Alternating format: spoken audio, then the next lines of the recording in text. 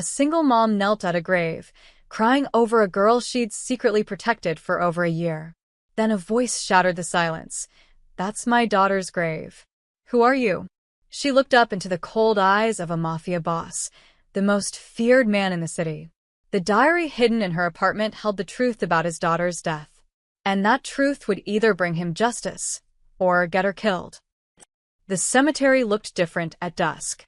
Shadows stretched long between the headstones, and the air smelled like rain and freshly turned earth. Mara pulled her thin jacket tighter, ignoring the cold that seeped through the worn fabric. She'd waited until the groundskeeper left, until the last visitor drove away, until she was alone with the dead and her secrets. Kneeling before the marble headstone, she traced the gold lettering with one finger. Alessia Rose Moretti, 2005 to 2023, gone too soon. "Hey, sweetheart," Mara whispered, pulling a crumpled letter from her pocket. Her hands shook as she unfolded it. "Leo's asking about you again. I told him you're watching over us. I hope that's true." Thunder rumbled overhead. She should leave before the storm hit, but she couldn't. Not yet. She'd missed last week's visit because she'd worked double shifts at the diner. The guilt had eaten at her for days. "He got an A on his science project," she continued, her voice breaking. "The one about butterflies. Remember when you taught him about metamorphosis? You said people can transform too, if they're brave enough." Tears blurred her vision. "I'm trying to be brave, Alessia. I really am." The first drops of rain hit her shoulders. "I brought you something." She pulled a small origami crane from her pocket, poorly made, with uneven folds. "Leo made it. He said it's a wish for you. He wouldn't tell me what he wished for, but I think I know. He wishes you were still here." A tear dropped onto the paper crane. "I wish that too." She didn't hear the cars. Didn't see the headlights cutting through the gathering darkness until boots crunched on gravel behind her. "That's my daughter's grave." The voice was cold, precise, and utterly without mercy. Mara's heart stopped. She turned slowly, still kneeling, and looked up at the man towering over her. Damien Moretti. She'd seen his face once, in a photograph Alessia had hidden in her diary.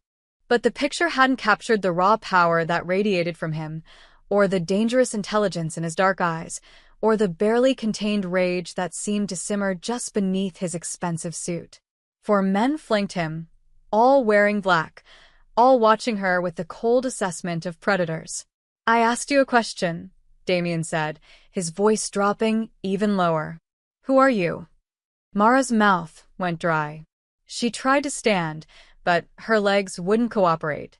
I'm sorry, I didn't mean to intrude." "You're crying at my daughter's grave." He took a step closer, and she saw something flicker in his eyes. Not just anger. Pain. Raw, bleeding pain that mirrored her own. Reading her a letter. Bringing her origami cranes. "So I'll ask one more time. Who the hell are you?" She clutched the letter to her chest. "Nobody." "I'm nobody." "Liar." The word cracked like a whip. One of his men moved forward, but Damien raised a hand, stopping him. "People don't cry for nobody," Damien continued. "They don't visit graves in secret. They don't." His eyes locked onto the letter in her hands. "What is that?" "It's private. Please, I should go."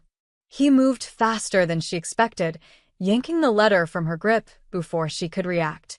Mara gasped, reaching for it, but one of his men grabbed her arm and hauled her to her feet. "Boss?" the man asked. Damien didn't answer.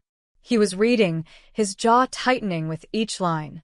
The rain fell harder now, soaking through their clothes, but he didn't seem to notice. Mara watched his face change. Confusion. Shock. Then something darker, suspicion mixed with desperate hope. "How do you know this?" he demanded, his voice rough. "These details. These private moments. How?" "I can't tell you. Not here. Not like this." "You'll tell me now." He stepped closer, and she could smell his cologne. Expensive, understated, nothing like the cheap body spray the men at the diner wore. "My daughter ran away 2 years ago. She was gone for 14 months. The police found nothing. No trail, no witnesses, no evidence. She came back different, scared. And 3 months later, she was dead. His voice broke on the last word, just slightly, but Mara heard it. The letter says Leo made a crane, Damien continued, his eyes boring into hers. Alessia taught him about metamorphosis. That's not public information. That's not something you could know unless… He stopped, and understanding dawned in his eyes. You knew her. During those 14 months. You know where she was. Mara's silence was answer enough. Boss, want me to take her to the car? One of the men asked. No, Damien folded the letter carefully and slipped it inside his jacket. Not yet. First, she's going to tell me everything. Every single detail. He leaned down until his face was inches from hers. You're going to tell me where my daughter was, what happened to her, and why she was so terrified when she came home that she couldn't sleep without the lights on. Mara's breath came in short gasps. If I tell you, people will die. People are already dying. His voice was ice. There's a war brewing in my organization because half my men think I killed my own daughter to consolidate power. The other half think I'm weak for grieving her. So trust me when I say, a few more bodies won't make a difference. Lightning split the sky, illuminating the graveyard in stark white.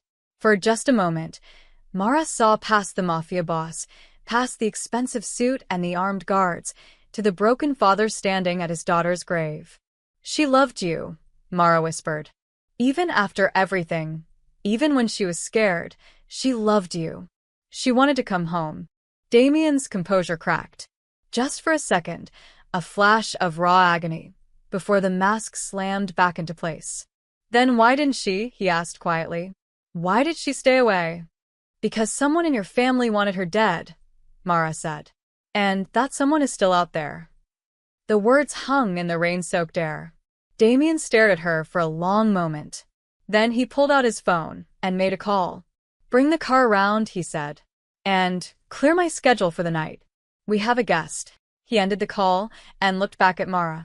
You're coming with me. You're going to tell me everything. And if you're lying, if this is some scheme… His voice turned deadly. They'll never find her body. Mara thought of Leo, asleep at her neighbor's apartment.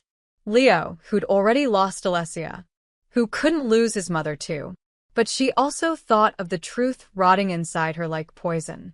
The truth that had gotten Alessia killed. Maybe it was time to let it out. Okay, she whispered.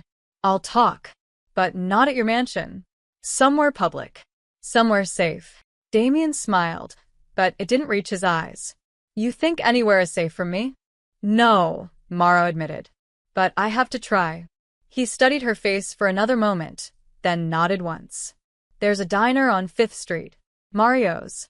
We'll meet there in 1 hour. He turned to leave, then stopped. And Ms. Mara. Mara Collins. Miss Collins. If you run, I will find you. If you lie, I will know. And if you had anything to do with my daughter's death… He didn't finish the sentence. He didn't need to. The threat hung in the air as he walked away, his men following like shadows. Mara stood alone in the rain, trembling, staring at Alessia's grave. I'm sorry, she whispered. I'm so sorry. But I can't keep your secrets anymore. The origami crane lay on the wet grass, slowly coming apart in the rain. Mario's diner sat on the corner of 5th and Lexington, its neon sign flickering in the rain. Mara arrived 15 minutes early, her heart hammering against her ribs. She chose a booth in the back corner where she could see both exits, though she knew it was pointless. If Damien Moretti wanted her, locked doors wouldn't stop him. The waitress, Betty, who worked the night shift, poured her coffee without asking. You look like hell, Han, Betty said, not unkindly. Rough day. Something like that. Mara wrapped her hands around the warm mug, trying to stop the shaking. Through the rain-streaked window, she saw the black SUVs pull up. 3 of them. Damien stepped out of the middle vehicle, flanked by his men. The diner's bell chimed as they entered. The few other customers, a truck driver, an elderly couple, a college kid studying, all went silent. You didn't need to know who Damien Moretti was to recognize danger when it walked through the door. He slid into the booth across from Mara, and his men fanned out, positioning themselves by the exits and the counter. One of them, the scarred man from the cemetery, stood directly behind Mara's seat. "Coffee," Damien told Betty, without looking at her. "Black." Betty's hand trembled as she poured. She left the pot and hurried back to the kitchen. "Talk," Damien said simply. Mara took a breath. 2 years ago, a girl showed up at the homeless shelter where I volunteered. She was 16, terrified, and using a fake name, Emma Davis. She had money, cash, but she was sleeping in parks because she was too scared to rent an apartment. Why didn't the shelter report her as a runaway? She was convincing. Said she'd aged out of foster care, had no family. The shelter was overcrowded. They didn't look too closely, Mara's voice dropped. I did. I could tell she was running from something bad. So I offered her a place to stay.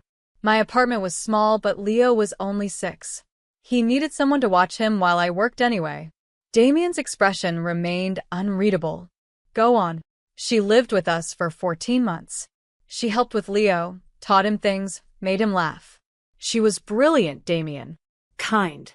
She never told me her real name, but one night, after a nightmare, she told me everything else. Everything. Mara met his eyes. She told me she was the daughter of a mafia boss. That she'd witnessed something she shouldn't have.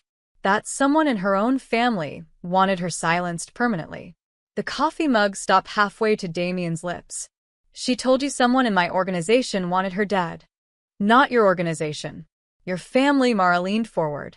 She said it was someone close. Someone you trusted. She ran because she didn't know who else might be involved. She didn't know if even you. If even I wanted her dead? His voice turned dangerous. She was 16 and terrified. Can you blame her? Damien's jaw clenched. What did she witness? She wouldn't tell me. She said knowing would put me and Leo at risk. Mara's throat tightened. But whatever it was bad enough that she believed her own family would kill her for it. Lies. The word came from the scarred man behind Mara. Boss, this woman's running a con. Probably read about Miss Alessia in the papers. Figured she could. Alessia had a birthmark. Mara interrupted, not taking her eyes off Damien. Shaped like a crescent moon. Left shoulder blade. She hated it. Used to say it looked like God changed his mind halfway through making her. Damien's face went pale. She was allergic to strawberries, Mara continued. But she loved the smell, so she'd buy strawberry shampoo anyway. She had nightmares about a basement, a cold one with concrete walls and a red door. She'd wake up screaming about the red door. Stop, Damien's voice was barely a whisper. She hummed when she cooked. Always the same song, that old lullaby your mother used to sing. Stella Stellina, she taught it to Leo. I said stop. The diner went dead silent. Even the rain seemed to pause. Damien's hands were shaking. He pressed them flat against the table, composing himself with visible effort. The birthmark wasn't in any medical records, he said finally. The nightmares. She never told anyone about those. And my mother's lullaby, he looked up at Mara, and she saw belief warring with suspicion in his eyes. Why did she leave? If she was safe with you, why come back? Mara's own eyes filled with tears. Leo got sick. Really sick. Pneumonia that turned into something worse. The hospital bills were crushing me. I was going to lose the apartment. Alessia saw what was happening and said she had to go home, had to get money to help us. So, she came back for you. I begged her not to. Told her we'd manage. But she wouldn't listen. She said, Mara's voice broke. She said you were a good father. That despite everything, she trusted you. That she'd be safe as long as she stayed close to you. But she wasn't safe. Damien's voice was hollow. No. 3 months after she came home, she was dead. The official story was a car accident, but it wasn't an accident. Damien pulled out Mara's letter again, spreading it on the table. This letter. You mentioned details only family would know. There's only one way you could know these things. His eyes locked onto hers. You have something else. Something she left with you. What is it? Mara's silence was all the confirmation he needed. What is it? Her diary, Mara whispered. She kept a diary the whole time she lived with me. When she went back, she left it hidden in my apartment. Said if anything happened to her, I should keep it safe. Damien leaned back, processing. And this diary names her killer? Yes. Who? Mara shook her head. Not here. Not until I know Leo is safe. Leo? Your son. If I tell you what's in that diary, the person who killed Alessia will come for us. I need protection. Real protection. Or the diary stays hidden. Damien stared at her for a long moment. Then he smiled, a cold, predatory smile that made her blood run cold. You're either very brave or very stupid, Miss Collins. You don't make demands of me. I just did. His phone buzzed. He glanced at it and his expression changed. Where's your son right now? With my neighbor. Why? He turned the phone screen toward her. It showed a grainy photo. Leo, asleep on a couch, taken through a window. Text below, we need to talk about the diary. Mara's world tilted. No. No, no, no. She was already running for the door when Damien's voice stopped her cold. They're watching him. You go charging in, they'll take him, he stood, buttoning his jacket. But I can get him out. I can protect you both. Mara spun around, tears streaming down her face. Why would you help me? Because, Damien said quietly, whoever killed my daughter just made a mistake. They revealed themselves. And now? His eyes turned to ice. Now they die. 20 minutes later, Mara sat in the back of Damien's SUV, her fingernails digging into the leather seat. The windshield wipers beat a frantic rhythm against the rain as they approached her neighborhood, a rundown area where the streetlights flickered and trash collected in the gutters. Third building on the left, she said, her voice tight. Apartment 4B. Damien spoke into his phone. Circle the block. Report anything suspicious. And get eyes on the neighbor's apartment, 3B. Kid's 8 years old, brown hair, probably wearing dinosaur pajamas. He ended the call and looked at Mara. My men will extract your son. You're staying in the car. Like hell I am. You show your face. Whoever's watching knows we're coordinating. They panic, people die. Maybe your son, his voice softened just slightly. Trust me, I've done this before. Mara wanted to argue, but the logic was sound. She nodded, hating every second of it. The SUV stopped a block away. Through the rain, she could see her building, a crumbling brick structure that should have been condemned years ago. Home. 2 of Damien's men exited the vehicle and disappeared into the shadows. The minutes crawled by like hours. Tell me about your son, Damien said suddenly. Mara blinked. What? Tell me about Leo. It'll help. Trust me. She swallowed hard. He's 8. Loves dinosaurs and space and those nature documentaries where they show how caterpillars turn into butterflies. He's smart. Too smart sometimes. Asks questions I don't know how to answer. A sad smile touched her lips. Like why his dad left before he was born. Or why we never have enough money for new shoes. And Alessia? He loved her. Called her his big sister. When she left, Mara's voice cracked.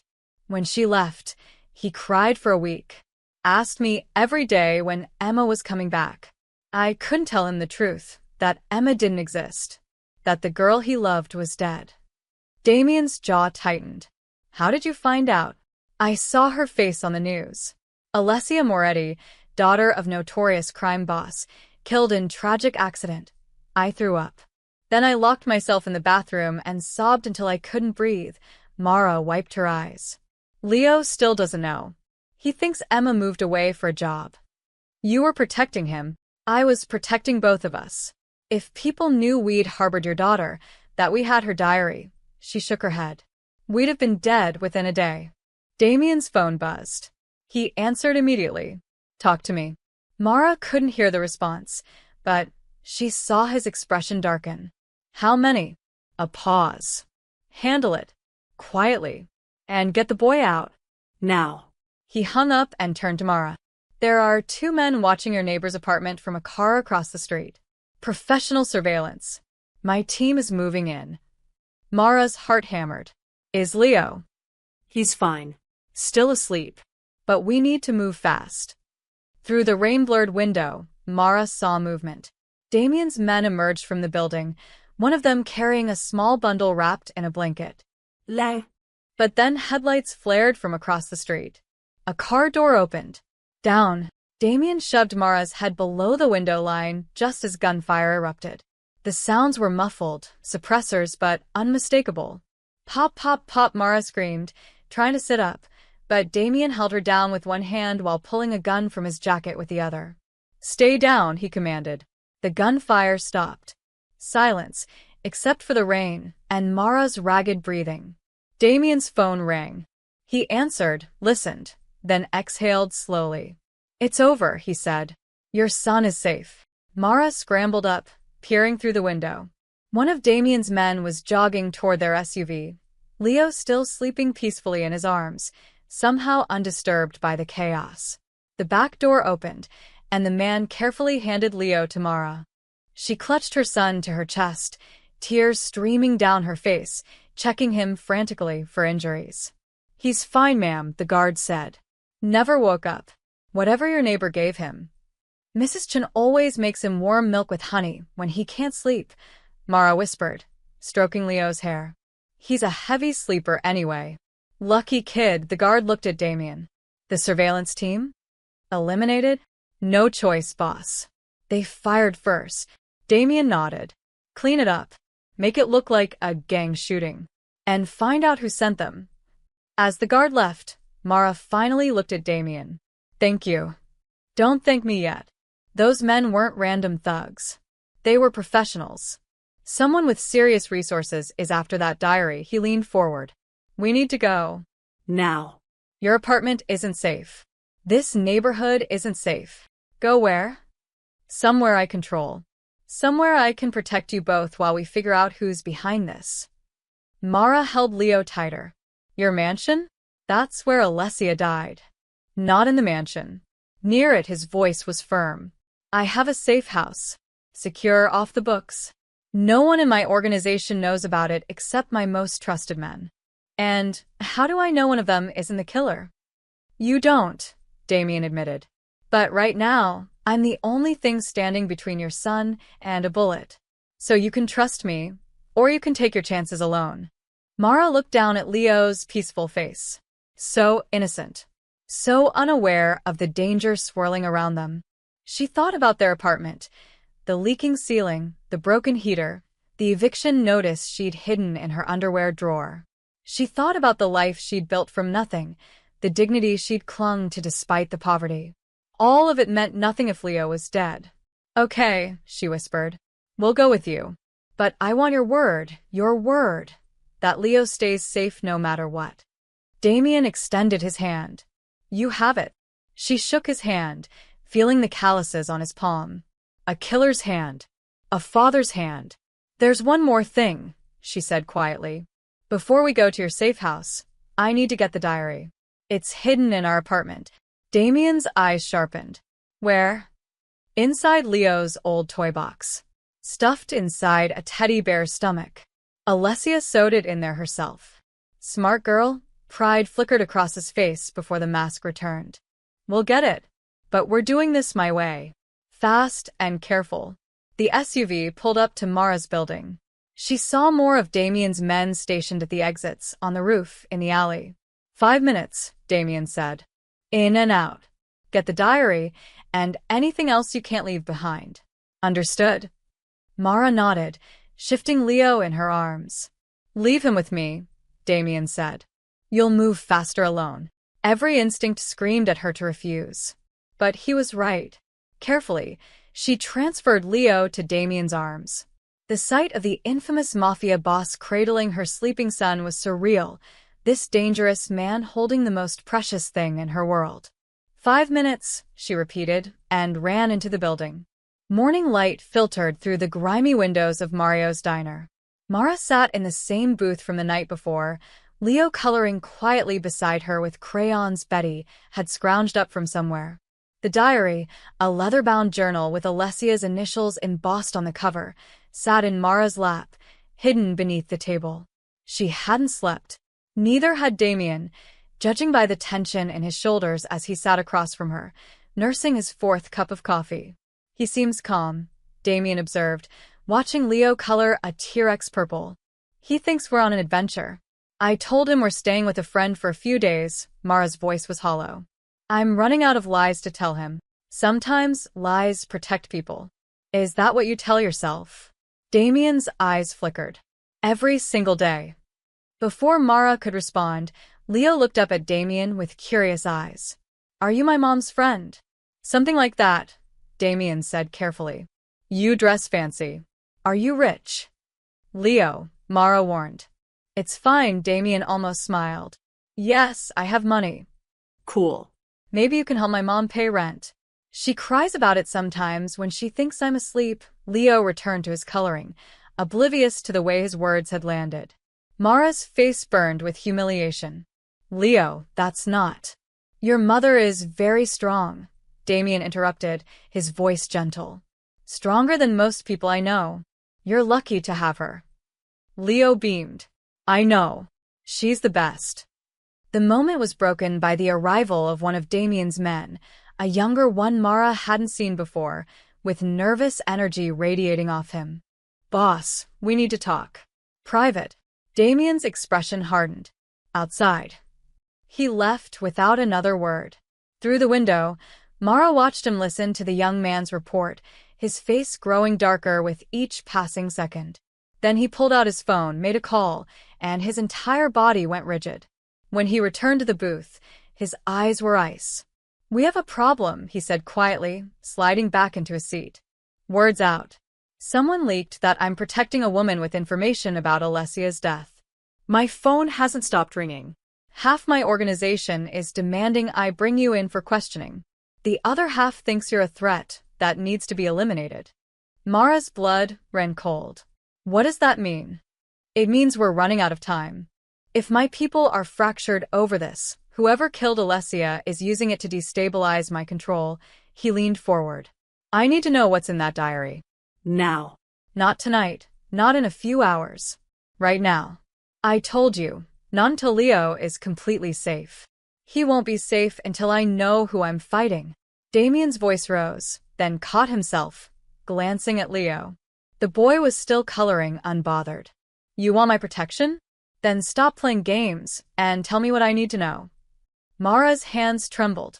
She'd known this moment would come, but knowing didn't make it easier. Slowly, she pulled the diary from beneath the table and set it between them. Alessia started keeping this the day she arrived at my apartment. She wrote everything, her fears, her memories, the reason she ran. Mara's voice dropped to a whisper. And the name of the person who wanted her dead. Damien reached for it, but Mara's hand shot out, stopping him. Before you read this, you need to understand something. Once you know the truth, there's no going back. People will die. Maybe people you love. Everyone I love is already dead, Damien said flatly. Except her memory. And I will burn this entire city to the ground before I let her killer walk free. Mara released the diary. Damien opened it to the first page. Alessia's handwriting, young, looping, desperate, filled the lines. Day 1, I made it out. I don't know how long I can hide, but I'm alive. That's something. The woman who runs the shelter, Mara, seems kind. She doesn't ask questions. I wish I could tell her everything, but I can't. If Uncle Marco finds out where I am, he'll kill me. And then he'll kill anyone who helped me. Damien's hands froze on the page. Marco? Your brother, Mara confirmed. Keep reading. He flipped through the pages, his face growing paler with each entry. Mara knew what he was reading. She'd memorized parts of it during the long, sleepless nights after Alessia's death. Day 47. I still have nightmares about the basement. The red door. Uncle Marco standing over that man, the gun in his hand. He saw me. I know he saw me. When I ran, he called my name. Not angry, worse. He sounded sad. Like he was already mourning me. Day 89. I miss Dad. I know he probably thinks I'm dead, or that I hate him. I don't hate him. I just don't know if he'd believe me over Uncle Marco. They're brothers. Blood. And I'm just. Day 143. Mara let me stay even though she can barely afford food for Leo. She works 2 jobs and never complains. She's stronger than anyone in my family. Sometimes I think about telling her the truth, but I can't put her in danger. Uncle Marco has people everywhere. Damien's voice came out strangled. He killed someone. Marco killed someone, and Alessia witnessed it. Not just someone, Mara said. Turn to the entry from day 198. She finally wrote down the whole story. His hands shook as he found the page. Day 198. I need to write this down. If something happens to me, someone needs to know.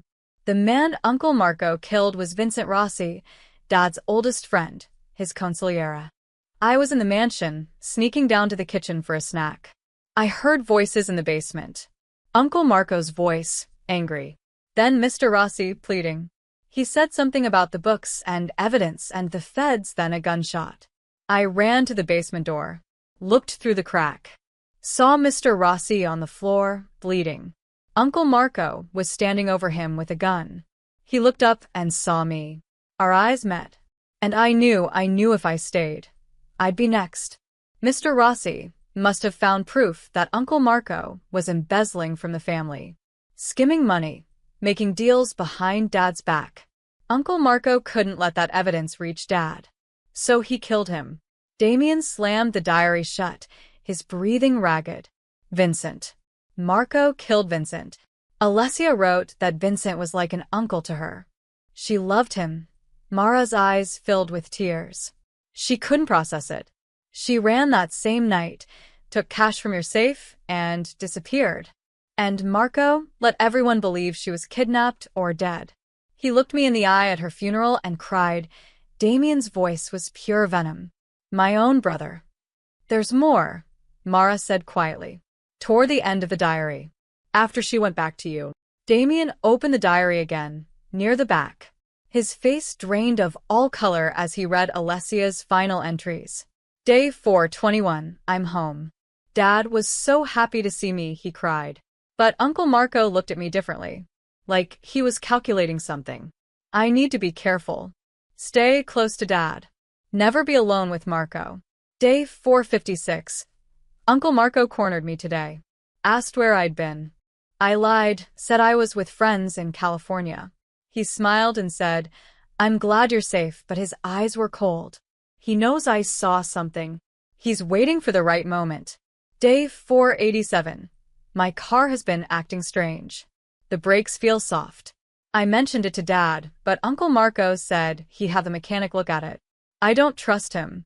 I don't trust anyone except Dad. But how do I tell him his own brother is a murderer? The final entry was dated 3 days before Alessia's death. Day 490. If you're reading this, I'm probably dead. Uncle Marco is going to kill me. I know it. I can feel it. I was stupid to come back, but Mara needed help and I couldn't let Leo suffer. If something happens, please protect them. And tell Dad I'm sorry. I should have been braver. I should have told him the truth. Damien closed the diary with shaking hands. For a long moment he said nothing. Then he stood abruptly, walked to the diner's bathroom, and Mara heard the sound of something hitting the wall. Hard. When he returned, his knuckles were bleeding. The car accident, he said, his voice dead. The brake line was cut. The police said it was vandalism, random violence. But it was Marco. He tampered with her brakes and then offered to have it fixed. He killed her. Yes, Mara whispered. My brother murdered my daughter. Yes. Damien pulled out his phone and made a call. Gather everyone. Every lieutenant, every captain, every soldier. I'm calling a family meeting. Tonight. 8 o'clock, he paused. And bring Marco. Tell him it's urgent. He ended the call and looked at Mara with eyes that held nothing but murderous intent.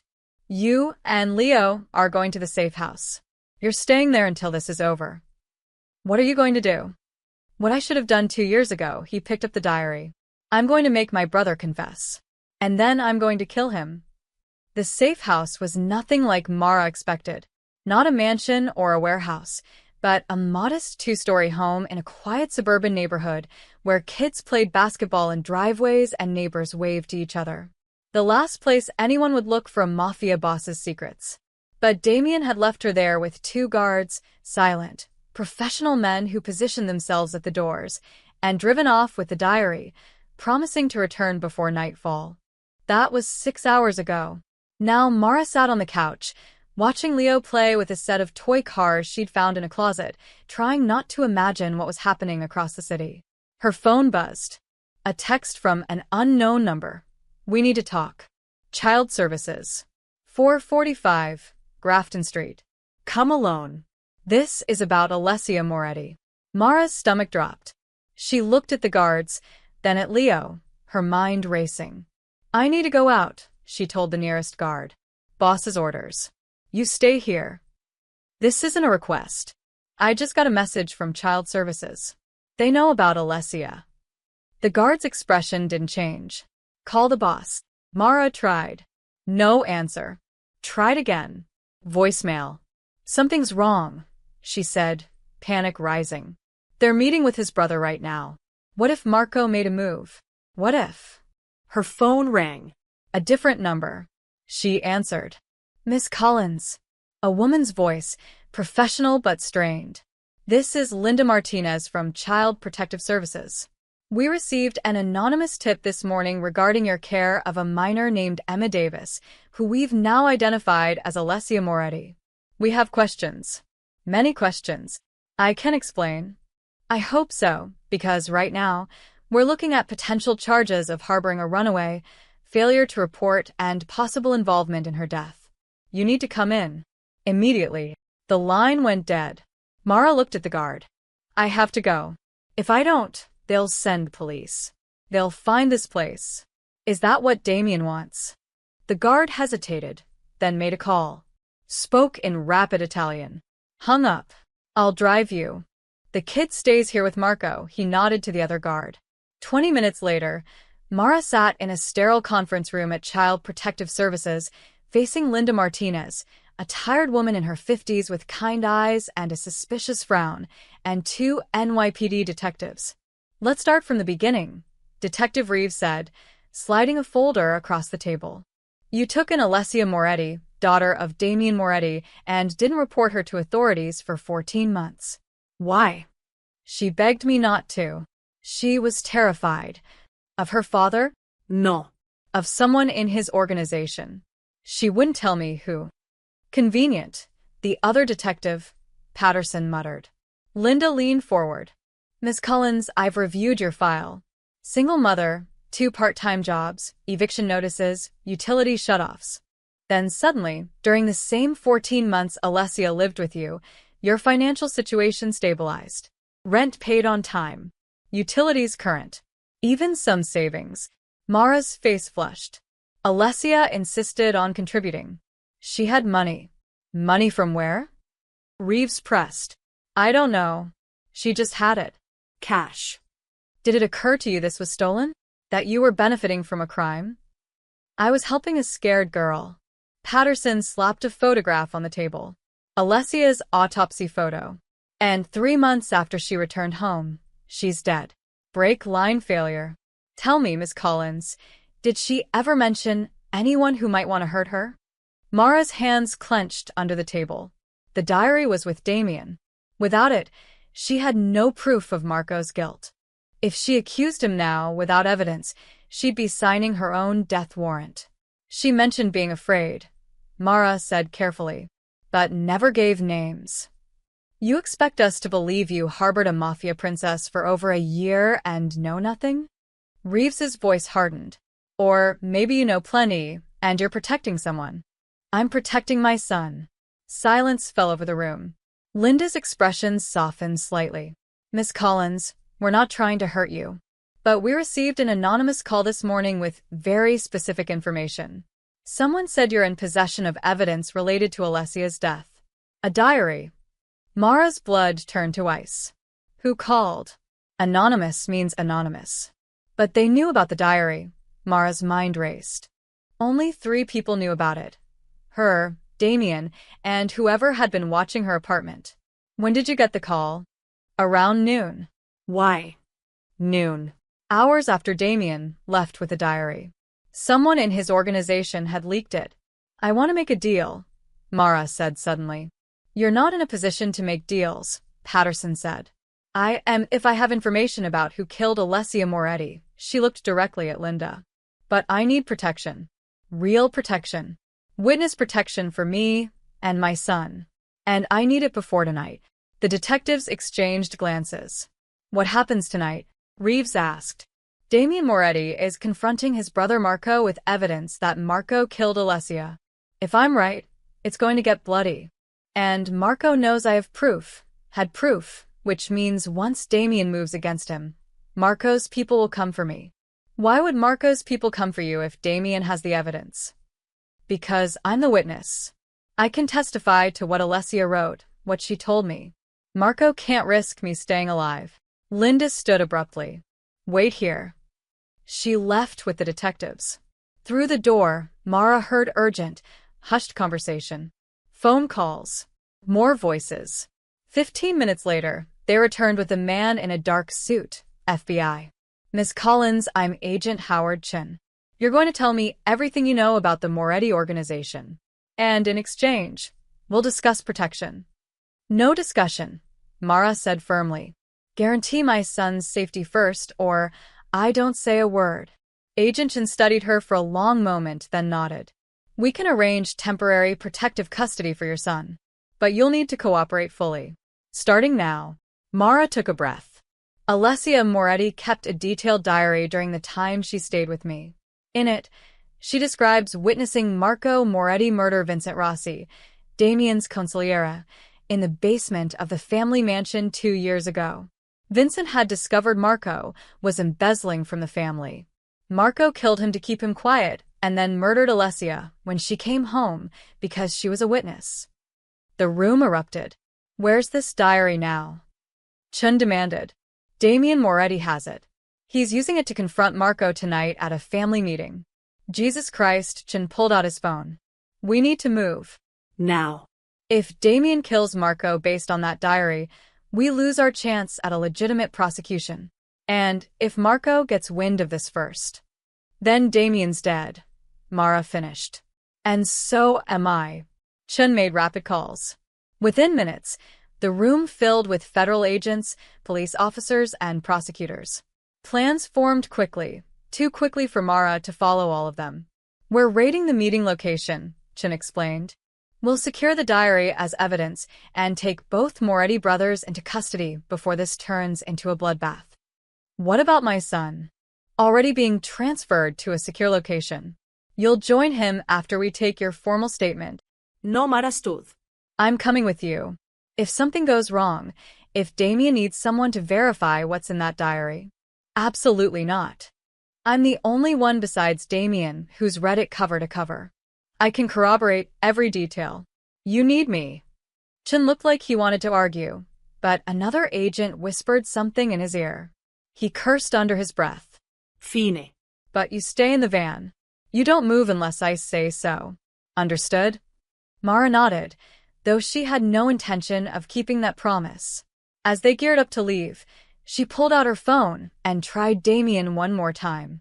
Still no answer. A bad feeling settled in her gut. The kind of feeling that said she was already too late. The FBI van stopped 3 blocks from the Moretti mansion.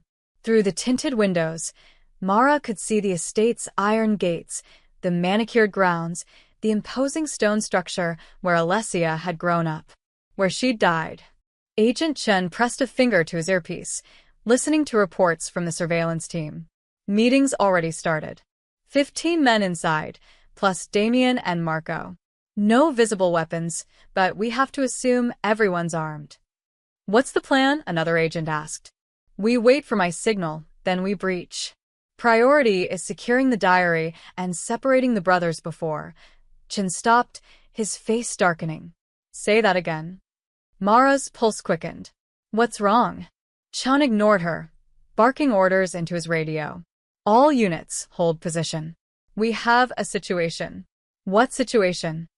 Mara demanded. He finally looked at her. Marco didn't show up to the meeting. He sent his second-in-command with a message for Damien. Mara's blood ran cold. Marco knows. We don't know that. He knows about the diary, and he knows Damien is coming for him.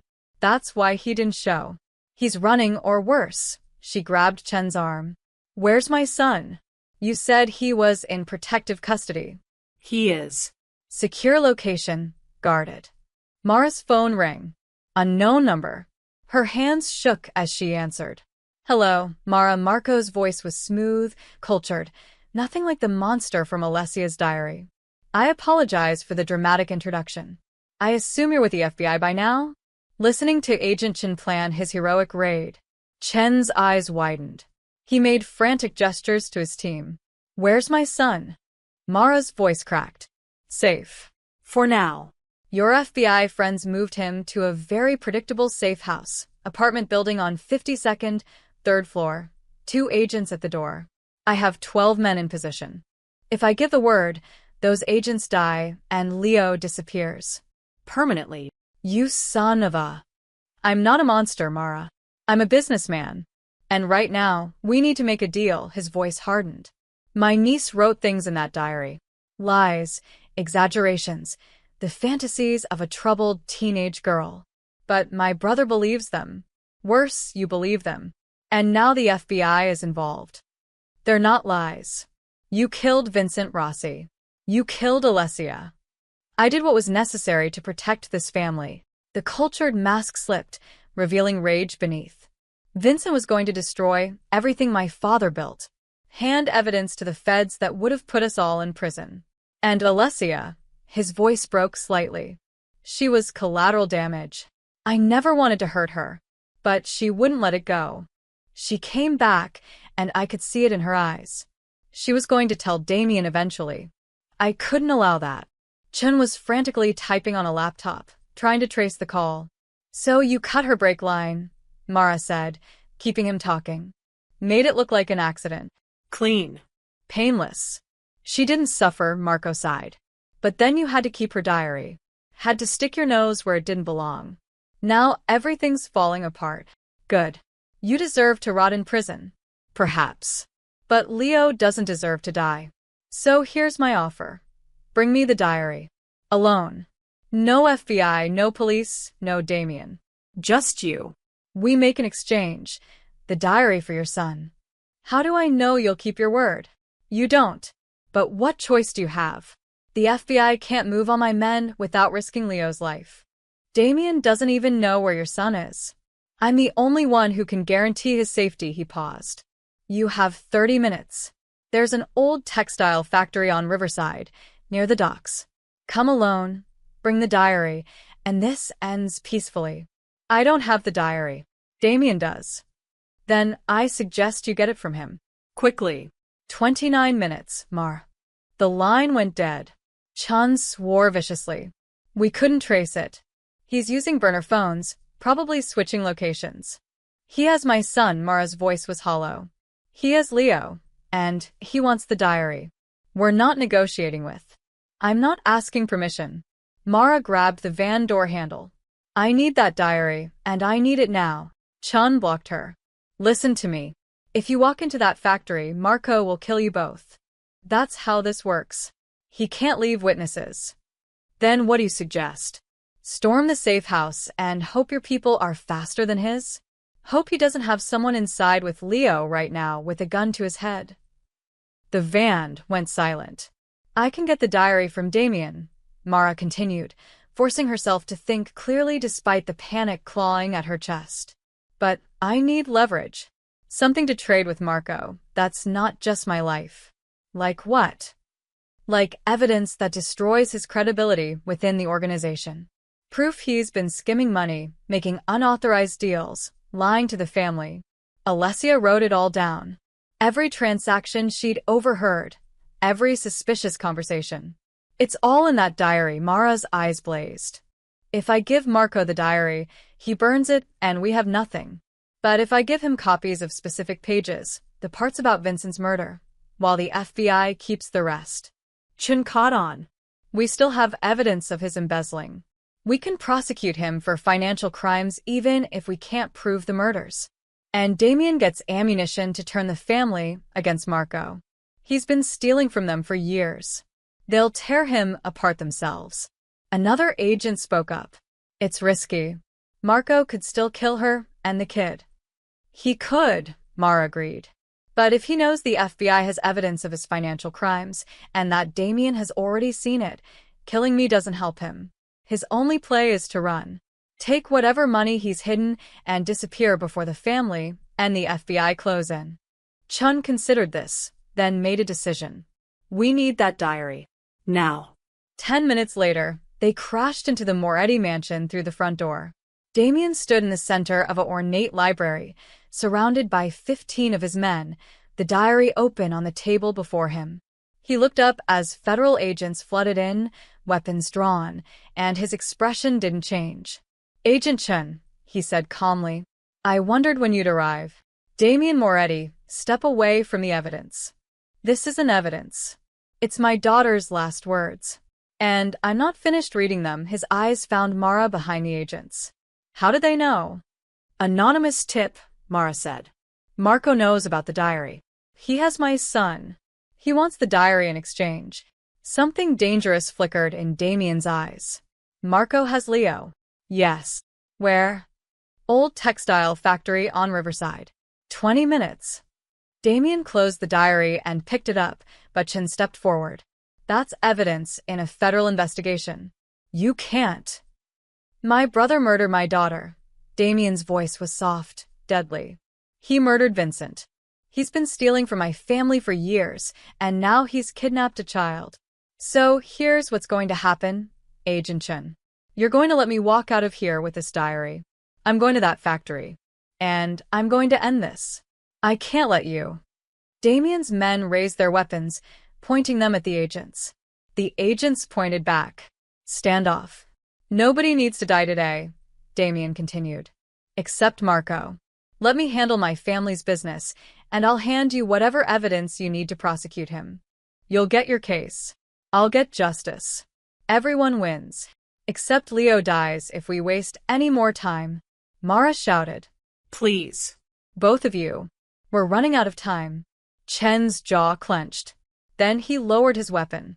Stand down, he told his team. They reluctantly complied. Damien nodded and walked toward the door, but Mara stepped in front of him. I'm coming with you. No. He's my son. And you need me. Marco won't trust you alone. But if I'm there, if I'm the one handing over the diary, she met his eyes.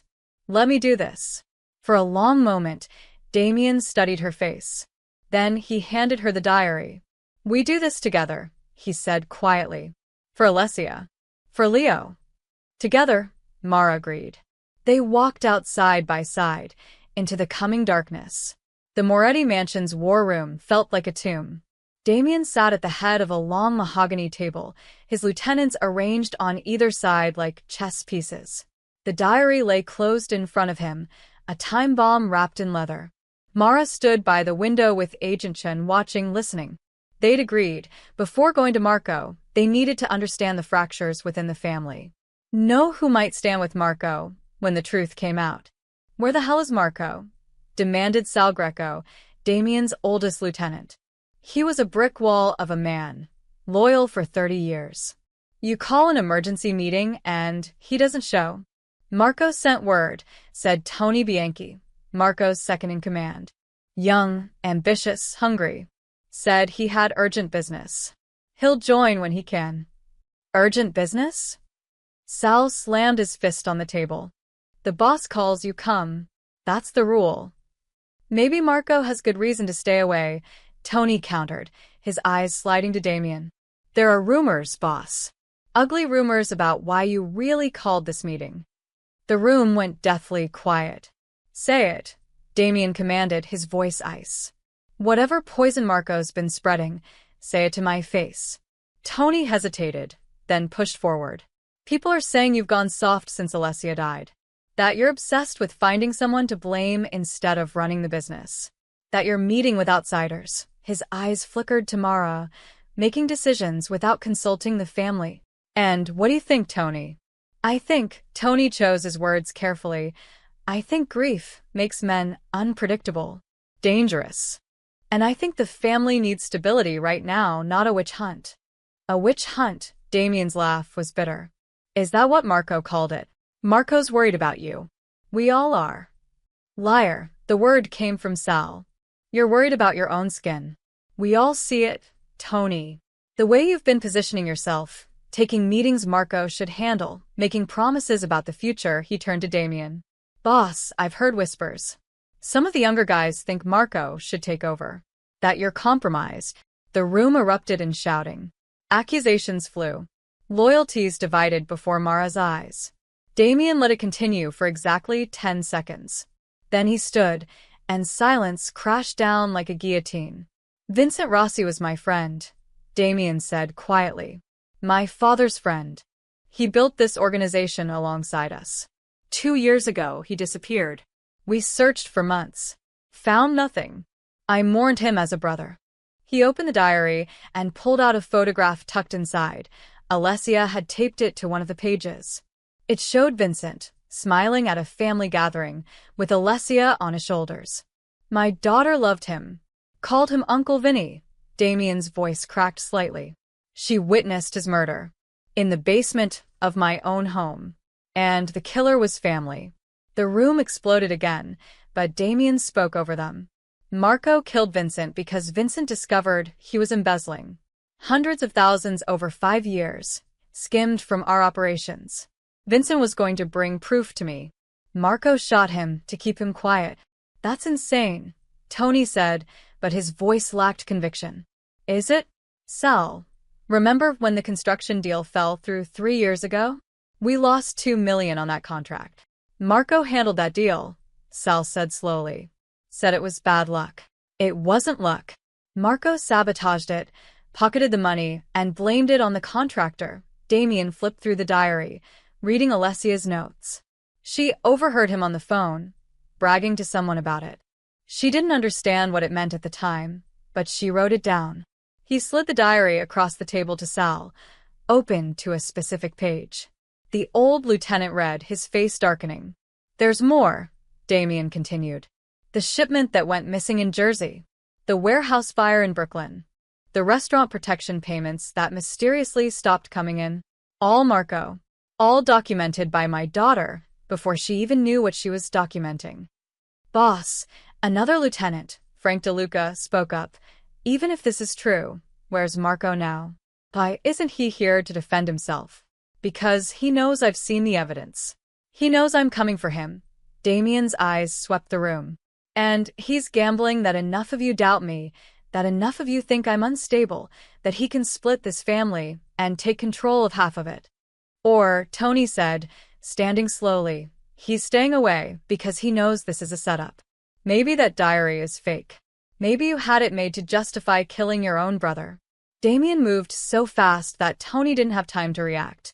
One moment Damien was across the table, the next he had Tony by the throat, slamming him against the wall. My daughter is dead, Damien hissed. You think I'd fabricate evidence about her murder? You think I'd use her memory like that? Boss. Sal pulled Damien back. He's not worth it. Damien released Tony, who collapsed, gasping. But the damage was done. The room had split. Some men moved closer to Damien. Others stepped back, hands drifting toward concealed weapons. I need to know, Damien said, his voice carrying to every corner. I need to know who stands with me. Because in 1 hour, I'm going to confront Marco. I'm going to make him confess. And then I'm going to kill him. If you're with me, stay. If you're not, he gestured to the door. Leave now. No judgment, no repercussions. But choose. Nobody moved.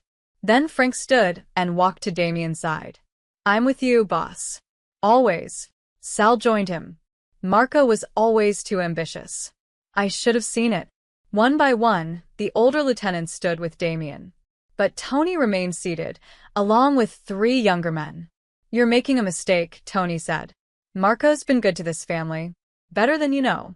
And when this is over, when you've killed your own brother over lies in a dead girl's diary, you'll have torn this organization apart.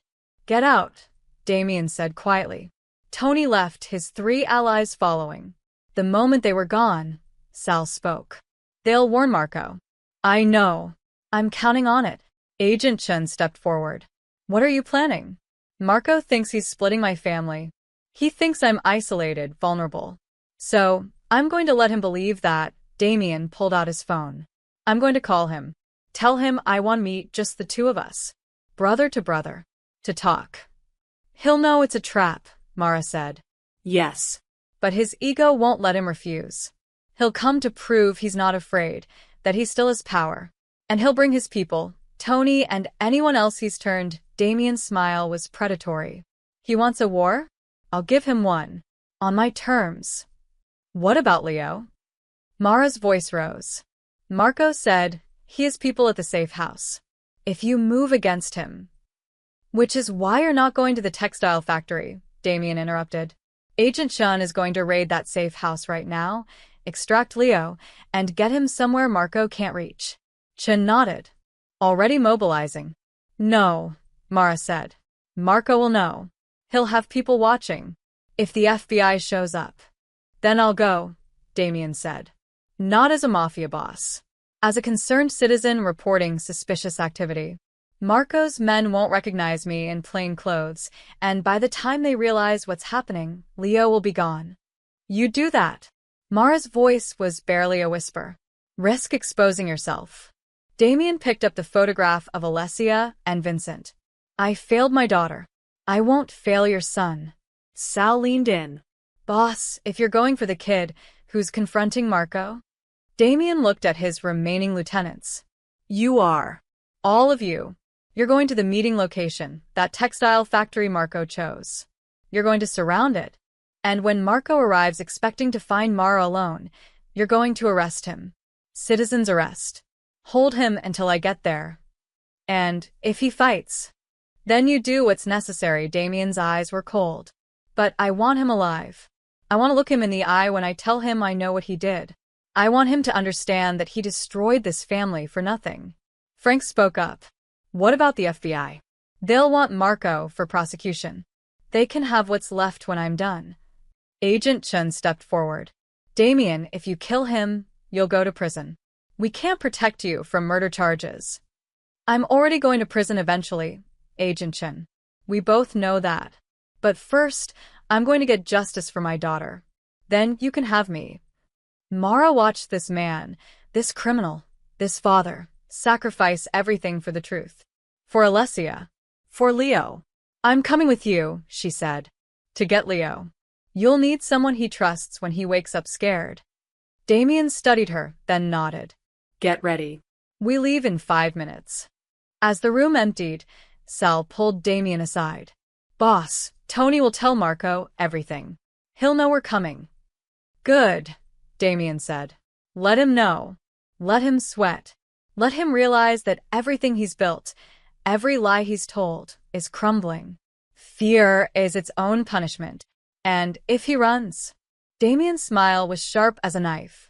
Then I'll hunt him to the ends of the earth. There's nowhere Marco can hide that I won't find him. Mara overheard and felt a chill. This was the man Alessia had feared and loved in equal measure. Capable of terrible violence, but driven by an even more terrible love. Let's go get my son, she said. Damien nodded, already moving toward the door. Behind them, the war room emptied, each man preparing for the battle to come. The family was fracturing, and somewhere in the city, Marco was making his own preparations. The safe house on 52nd Street looked ordinary, a beige apartment building with a broken intercom and graffiti on the entrance. Exactly the kind of place that blended into the city's background noise. Damien parked 2 blocks away, wearing a baseball cap and a plain jacket Mara had never seen him in. Without the expensive suit, he looked almost normal. Almost. 2 agents at the door, he murmured, studying the building through the windshield. But I don't see Marco's surveillance. They're there, Mara said, her stomach churning. Marco wouldn't bluff.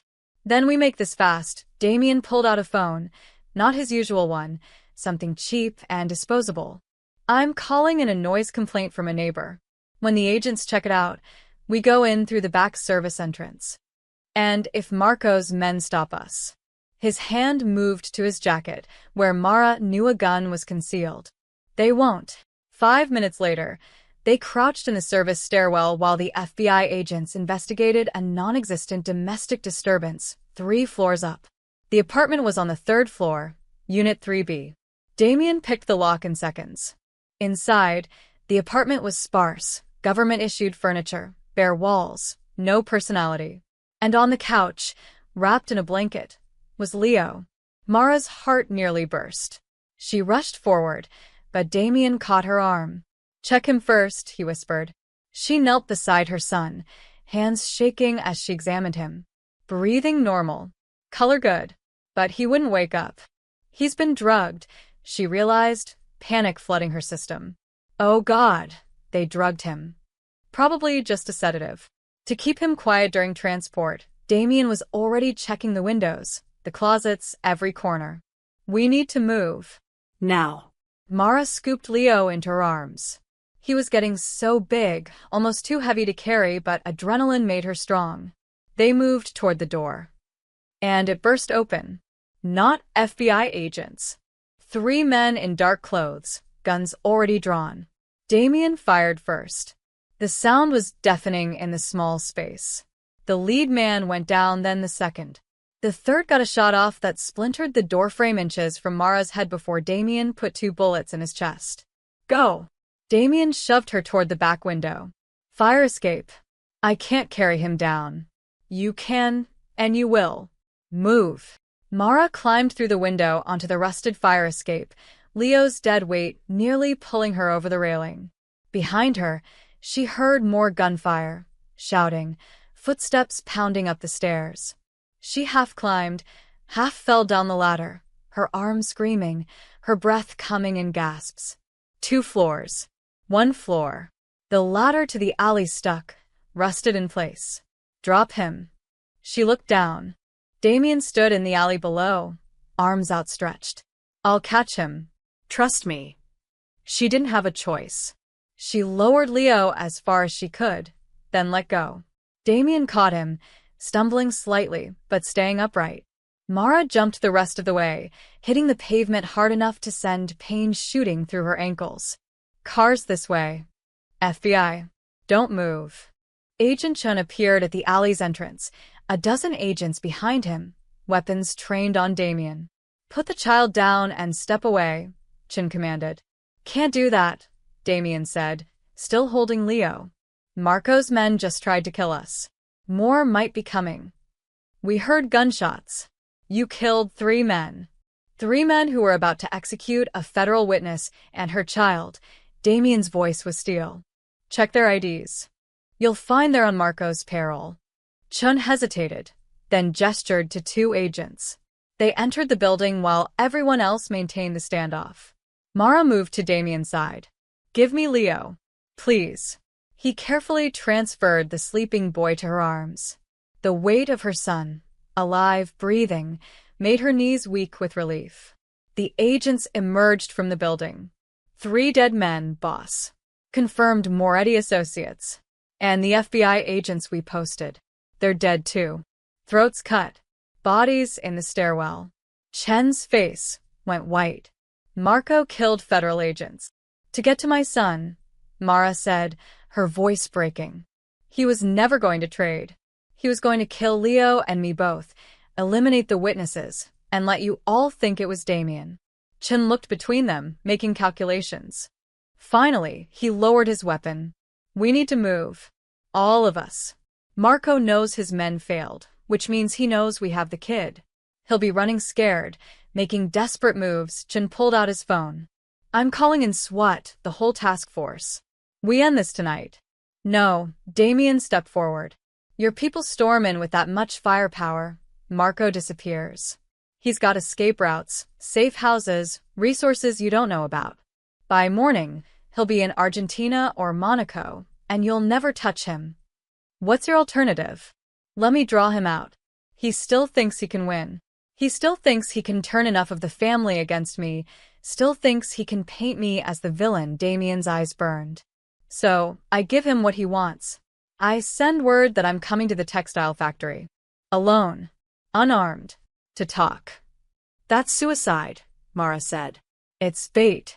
Marco won't be able to resist. His ego won't let him. He'll come to gloat, to prove he's smarter than me. And when he does, Damien looked at Chin. Your people will be in position.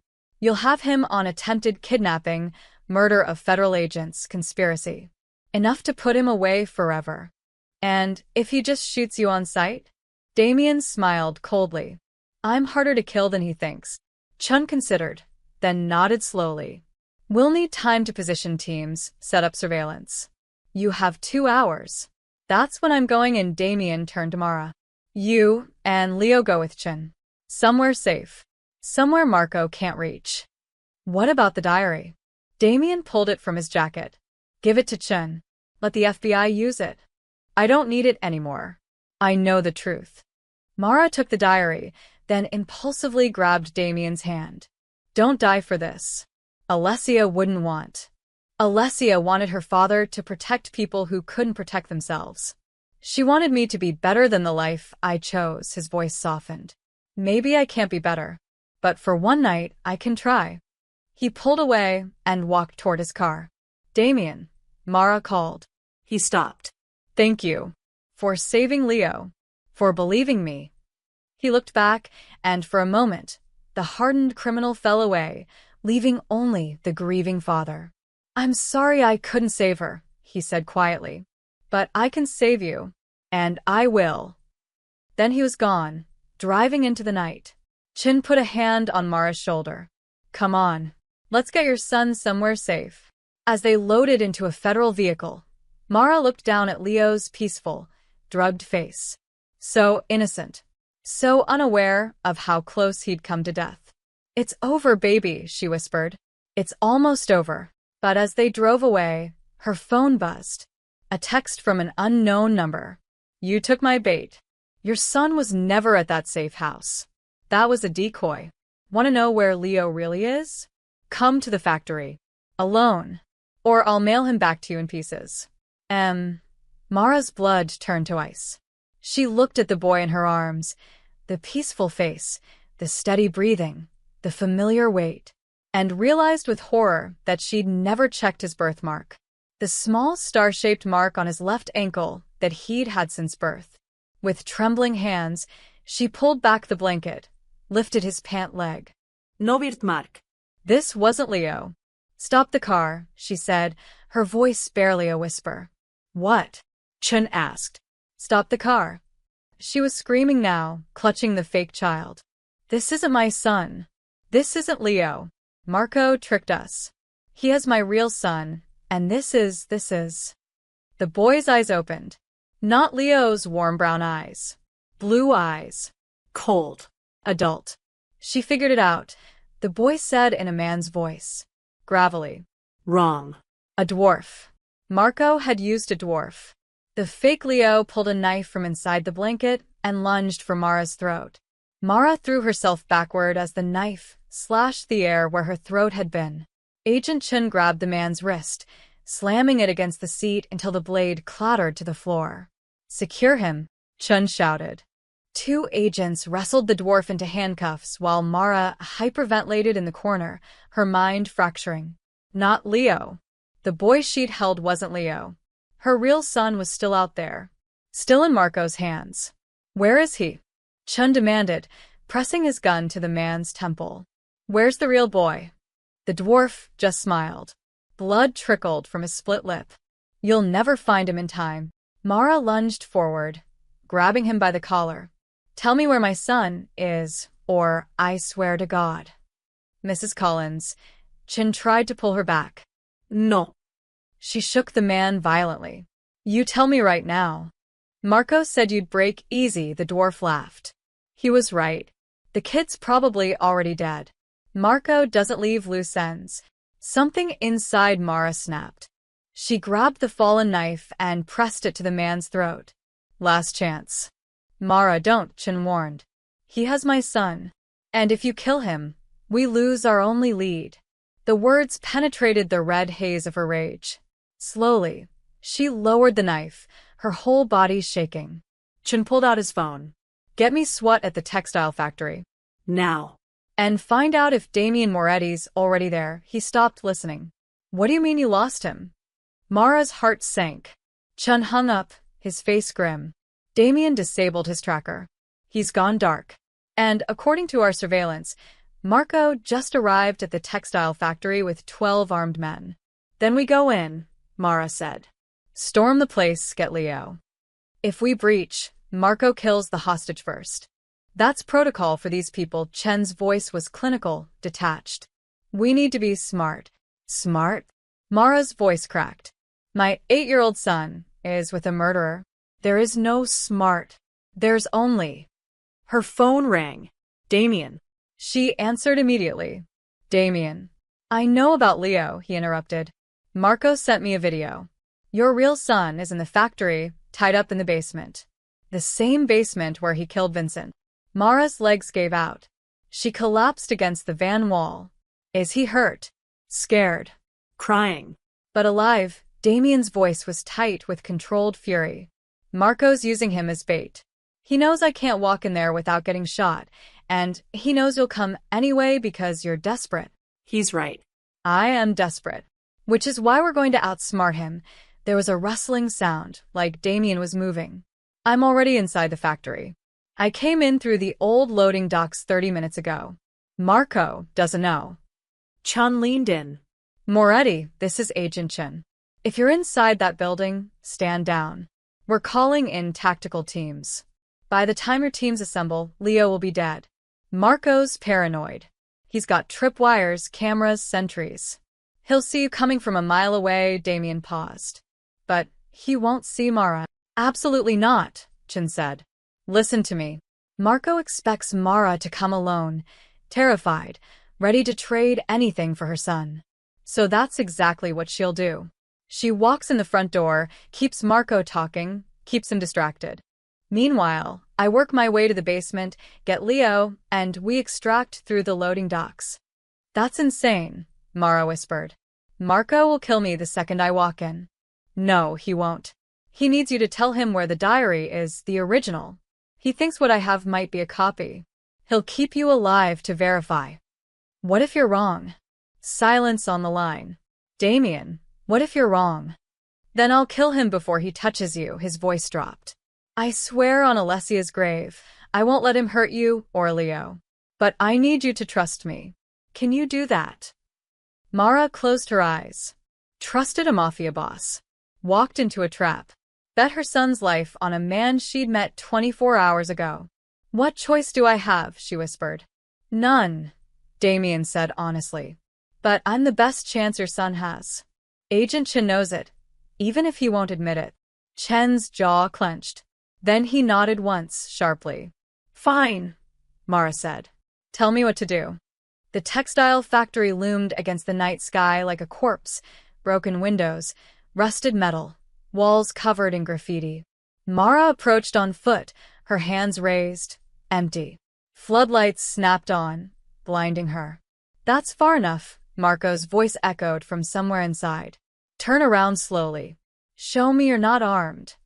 She turned, her heart hammering. Good. Now walk forward. Through the main door. Slowly. She walked into the factory's maw. Inside, the space was cavernous.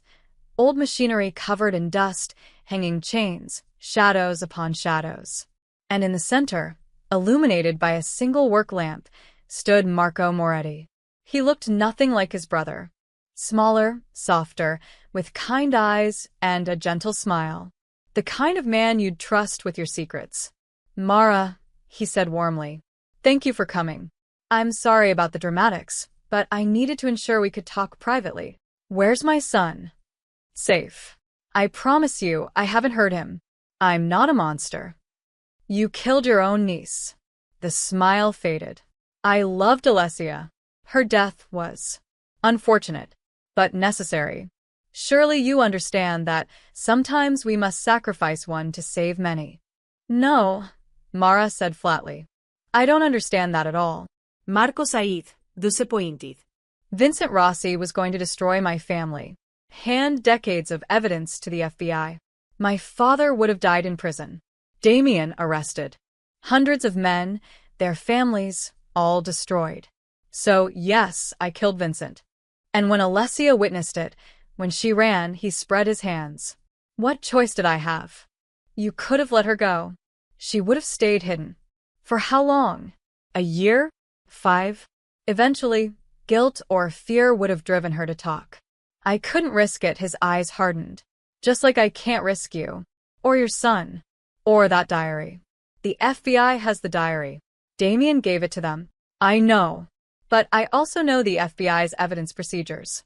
They'll photograph it, process it, but the original will be stored in evidence lockup, which I can reach. I have people inside. He stepped closer. What I need from you is confirmation. Is what's in that diary true? Every word. Why does it matter? You already know what you did.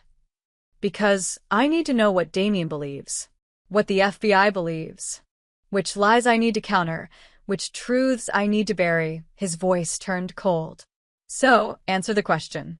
Is the diary accurate? Mara's mind raced. Where was Damien? How long did she need to stall? Every word is true, she said. Alessia documented everything. Vincent's murder.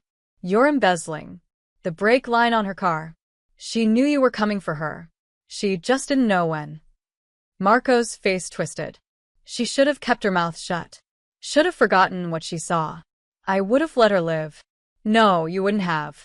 Because she was good. And you're not. And she would have told the truth eventually, because that's who she was. Goodness is a luxury for people who don't have to make hard choices. Marco pulled out a gun, aiming it at Mara's chest. I've made nothing but hard choices my entire life. One more won't make a difference. Marco, wait. I am sorry, Mara. I truly am. You seem like a decent person. Wrong place, wrong time. His finger moved to the trigger. A gunshot cracked through the factory. But it wasn't Marco's gun. Marco stumbled, a red bloom spreading across his shoulder. He spun, firing wildly into the shadows. Marco. Damien's voice boomed from somewhere above. It's over.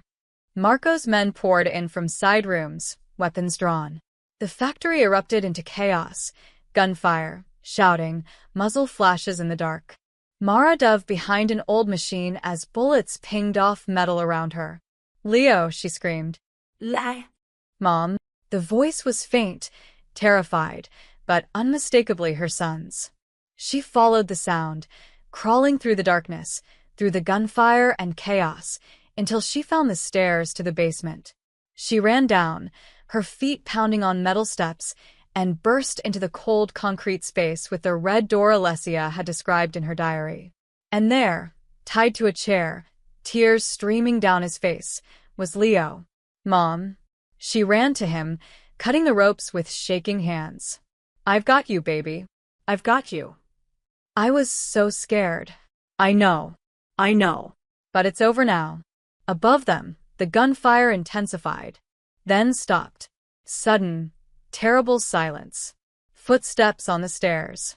Mara grabbed Leo and pulled him behind her, her body a shield. A figure emerged from the darkness.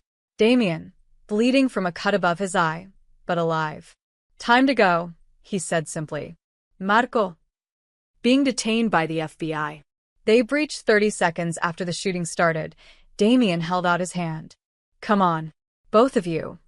Mara took his hand, and together they climbed out of the basement. Out of the place where Alessia had witnessed her uncle's first murder. Out of the nightmare. Into whatever came next. They made it halfway across the factory floor when the explosion hit. The blast threw them forward, a wall of heat and sound that turned the world into chaos. Mara covered Leo's body with her own as debris rained down, twisted metal, shattered glass, chunks of concrete. When the ringing in her ear subsided, she heard Damien cursing. C4, he spat, pulling himself up. Blood ran down his face from a new cut. Marco had the place rigged, but the FBI. Outside. Setting perimeter.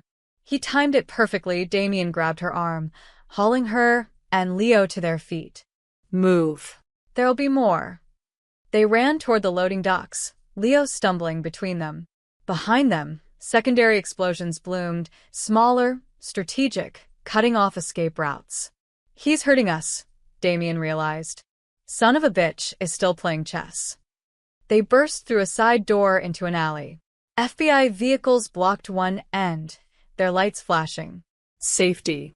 Just 50 yards away. Mom, I can't. Leo's legs gave out. Mara scooped him up, adrenaline overriding exhaustion.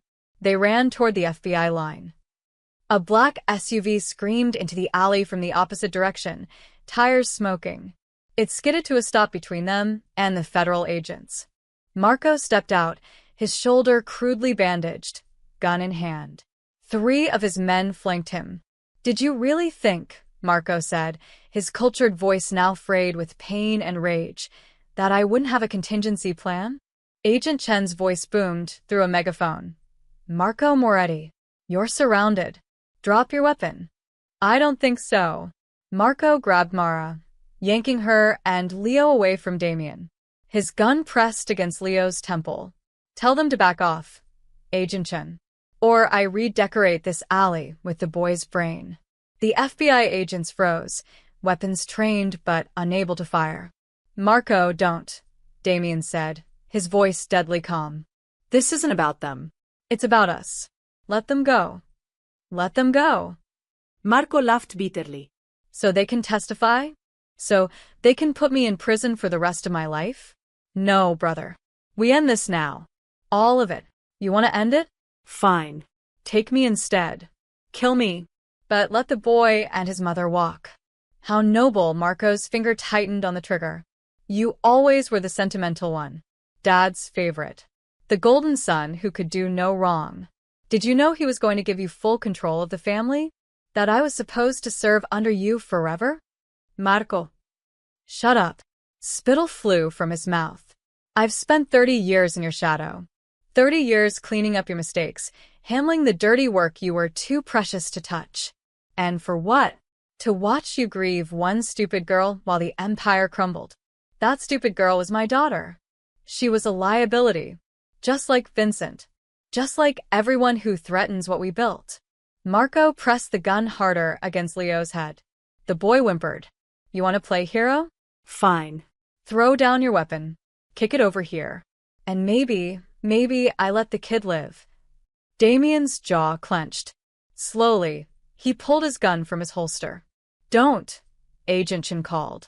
Damien, don't. He dropped the gun and kicked it toward Marco. Good, Marco said. Now kneel. Marco, please, Mara begged. Kneel. Damien knelt in the dirty alley, his hands behind his head. Marco smiled. You know, it's funny? I didn't plan to kill Alessia. After she came back, I thought maybe she'd forgotten. Maybe trauma blocked it out. I could have let her live, his voice cracked. But she looked at me one day, really looked at me, and I saw recognition in her eyes. She knew. She'd always known. So I fixed her car. Made it quick. Painless. There's nothing painless about murdering a child, Damien said quietly. She wasn't a child. She was a witness. Marco turned his gun from Leo to Damien. Just like you're a witness now. Goodbye, brother. The gunshot rang out. But it wasn't Marco's gun. Marco jerked forward, a red hole blossoming in his back. He staggered, turned, and saw Tony Bianchi, standing in the factory doorway, smoking gun in hand. I'm sorry, boss, Tony said to Marco. But I can't let you kill Damien. He's right. You've been bleeding the family dry for years. I checked the books. It's all there. Marco's gun wavered. Tony, you're with me. We had a plan. The plan was to take over together. Share power. But you never planned to share, did you? You were going to eliminate me next. I found the contract you put out. 2 weeks after Damien was gone, I was supposed to have an accident. Marco's face contorted with rage. He swung his gun toward Tony. And Damien moved. He lunged forward, tackling Marco. The gun went off, the bullet going wild. They rolled across the concrete, throwing punches, grappling for the weapon. Leo, run. Mara shoved her son toward the FBI line. Agents rushed forward, grabbing Leo and pulling him to safety. Damien got his hands on the gun, but Marco was stronger than he looked. They wrestled for control, the weapon between them, both men's fingers on the trigger. Another shot. Both men froze. Blood spread across the concrete, but for a moment, Mara couldn't tell whose.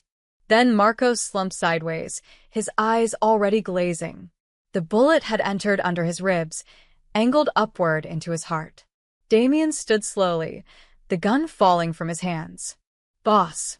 Tony ran forward. "Are you hit?" "No," Damien's voice was hollow. "I'm not hit." He stared down at his brother's body. The man who'd killed his daughter, who'd betrayed everything they'd built, who died trying to destroy what remained. "I'm sorry," Damian whispered. "I'm sorry I didn't see it sooner. I'm sorry I couldn't save you from yourself." Marco's lips moved, one final whisper. "You were always blind." Then nothing. FBI agents swarmed in, securing the scene. Agent Chin knelt beside Marco's body, checking for a pulse he wouldn't find. "It's done," Chin said quietly. "It's over." But Damien wasn't looking at Marco anymore. He was looking at Tony, who still held his gun. "You saved my life," Damien said. "You're the boss." "That's my job." Tony holstered his weapon. Besides, Marco was right about one thing, he was bleeding us dry. The family's better off without him. "The family's better off without all of this," Damien said, surprising everyone. The killing, the lies, the endless cycle of revenge. He looked at Agent Chin. "I'm ready to talk. About everything. The whole organization, every operation, every name. I'll give you what you need to shut it all down." Chen's eyes widened. "You're offering to testify? Against your own people?" "They're not my people anymore. My people are dead. Alessia, Vincent, my father, everyone I actually loved is gone. What's left is just business.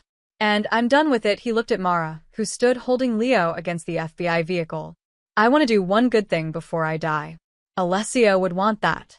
Mara met his eyes across the blood-stained alley. This broken man who'd lost everything, but somehow found a shred of redemption in the wreckage. "Thank you," she mouthed. He nodded once, then turned to Chin. "Get them into witness protection. New names, new lives, somewhere far from here. They've earned it." "What about you?" Chin asked.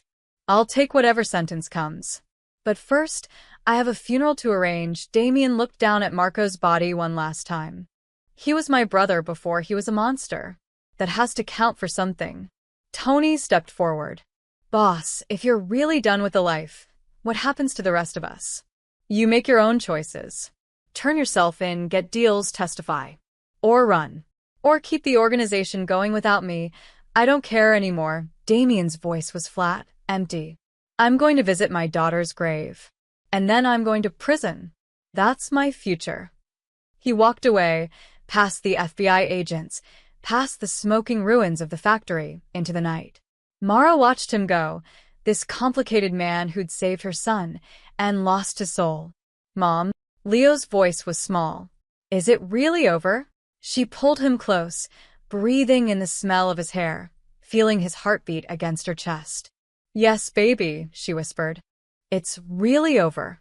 But as federal agents began to process the scene, as Marco's body was covered with a sheet, as Damien disappeared into the darkness, Mara saw Tony watching her from across the alley. And something in his smile made her realize that maybe, just maybe, it wasn't over at all. 3 weeks later, Mara sat in a federal courtroom, her hand gripping the witness stand railing. The room was packed, reporters, federal prosecutors, defense attorneys, and families of men whose lives were about to be destroyed by her testimony. And in the defendant section, wearing an orange jumpsuit and handcuffs, sat Tony Bianchi. Agent Chen had figured it out 2 days after Marco's death. Tony hadn't saved Damien out of loyalty. He'd killed Marco to eliminate competition. The evidence was buried in the financial records. Tony had been embezzling too, working parallel to Marco, planning to take over once both brothers were gone. And he'd orchestrated Leo's kidnapping himself. "Miss Collins," the prosecutor said gently, "can you tell the court what you found in Alessia Moretti's diary regarding the defendant?" Mara took a breath. There was an entry from about 6 months before she ran away. She'd overheard Marco and Tony arguing. Tony wanted to move faster, get more aggressive with the embezzling. Marco told him to be patient. Alessia didn't understand what they were talking about at the time, but she wrote it down. She wrote everything down. And did you share this information with Mr. Damien Moretti? Yes. 3 days after Marco died, I remembered that entry. I told Damien, and he had his accountant audit everything. Tony had stolen nearly $2 million over 3 years. Tony's lawyer stood. Objection. This is hearsay. The financial records have been entered into evidence, Your Honor, the prosecutor countered. Ms. Collins is simply providing context. Overruled. Continue. Mara looked directly at Tony. His friendly smile was gone, replaced by cold calculation. Tony was also the one who leaked information to Marco, Mara continued. He told Marco about the diary, about the FBI raid, about the safe house location. He played both sides. And when Marco was about to lose, Tony killed him so he could position himself as the hero who saved Damien. Lies, Tony hissed. All lies. The judge banged his gavel. The defendant will remain silent.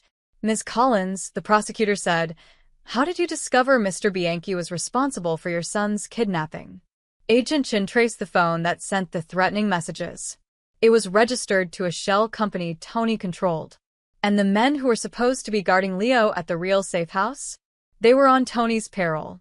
He paid them to sedate Leo and move him to the factory, then planted the dwarf in the fake safe house to make us think we'd rescued him. Why would he do this? To create chaos. To make Damien and Marco destroy each other while he positioned himself to take over. Mara's voice strengthened. He's the reason Alessia's death went uninvestigated.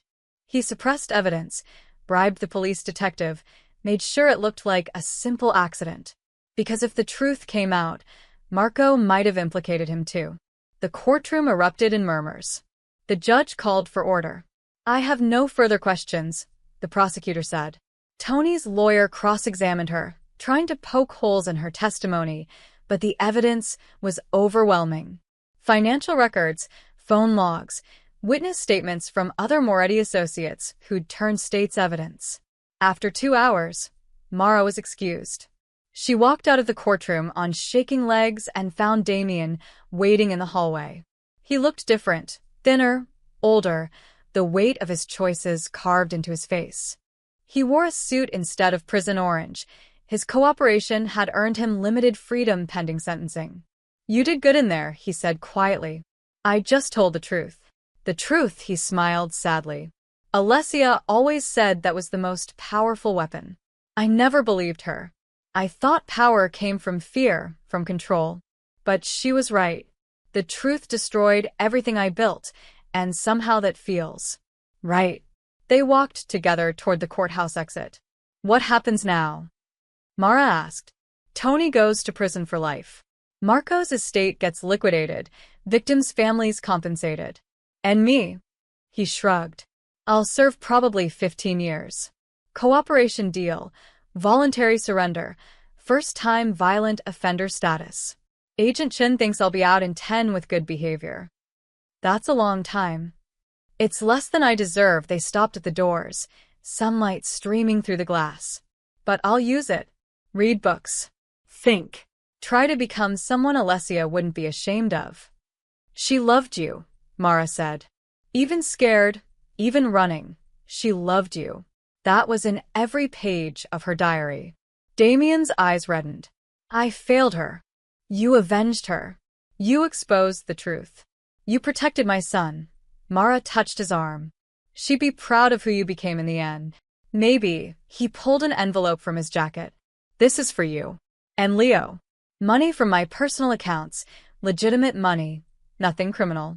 Enough to start over somewhere safe. New names, new lives, like I promised.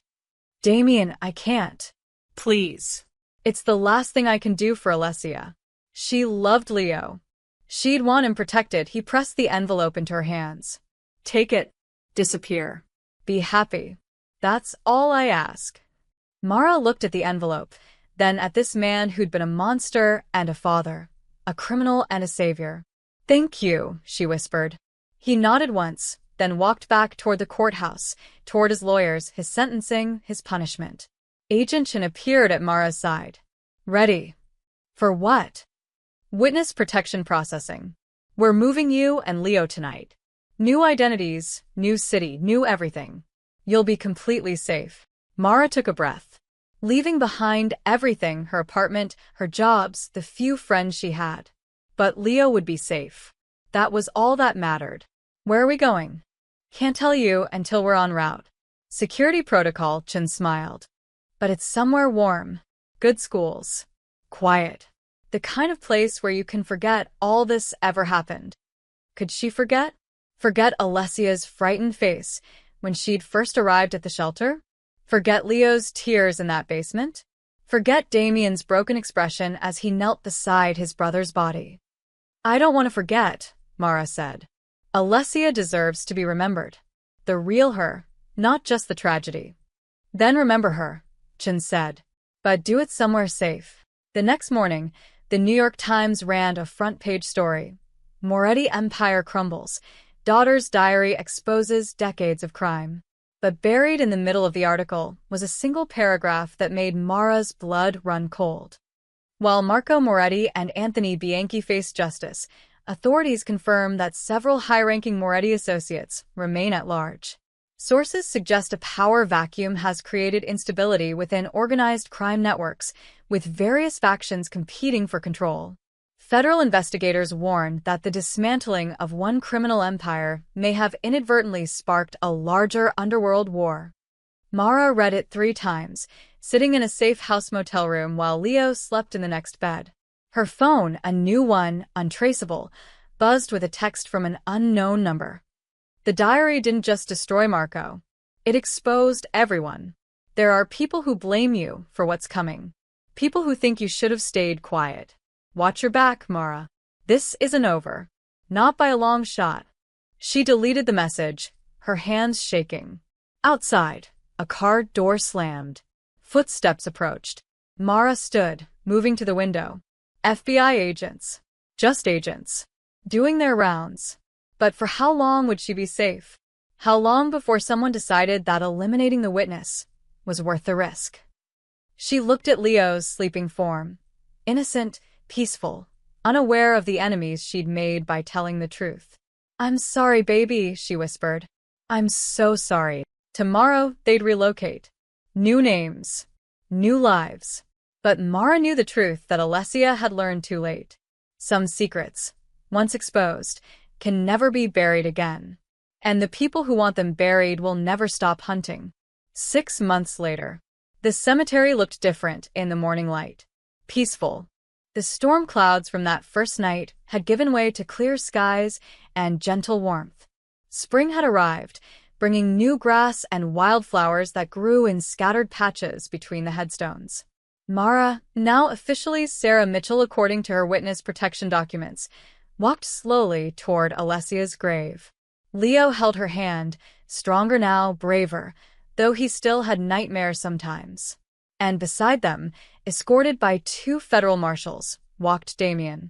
He'd been granted a 4-hour furlough from prison for this visit. His sentencing had been finalized, 12 years, eligible for parole in 8. He wore civilian clothes but moved with the careful restraint of someone who understood his freedom was temporary. You didn't have to come, Damien said quietly as they approached the grave.